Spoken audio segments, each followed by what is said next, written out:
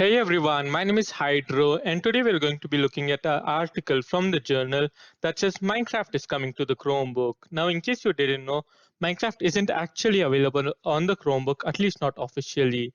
And anyway, Microsoft Education Edition is coming to the Chromebook, and the Microsoft division is seeking beta testers. Up until now, people had to run hacks if they wanted to play the game on their Chromebook computers. Now, in case you don't know what Chromebooks are, it's basically a cross between a tablet and a laptop, which runs Chrome OS, which is a Google-based OS that is meant for laptops. And anyway, the company said Minecraft was now available in the Google Play Store as an Android app for the Chromebook.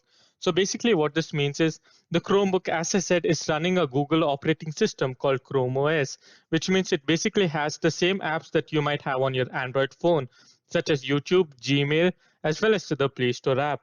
And there's the catch. Only users with an Office 365 education account can participate at this point. So basically, whatever the beta they are going to put out, only people with the Office 365 education account can participate in that beta. Most educators and students running Chromebooks are also running the competitor to Office 365, G Suite for education. The beta won't run on Android phones at this time. So this is a bit confusing, I know, guys. So basically what this means is this beta is only available for the Chromebook and not for the Android devices. And basically Office 365 is all the applications that you use in your daily life, such as Word, PowerPoint presentation by Microsoft. And G Suite is basically the Google version of that. Like you have Google Docs and all that. And okay, anyway, so we scroll down. Because the beta will test new features for the program, it will be available to users not just on the Chromebook, but also on the Windows, Mac OS, and iPad.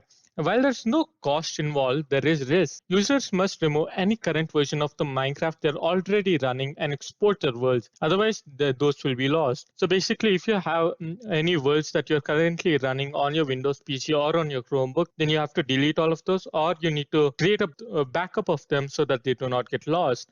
Also, players on the beta edition won't be able to play in the same world as other players not on the test version. So this obviously makes sense. It is there with the normal version of Minecraft as well. And users with the Windows Store version are advised against running the beta edition, since they could introduce connection problems and cause the loss of worlds already created. Microsoft said that beta users would be automatically upgraded to the retail version with the next release of the gaming platform.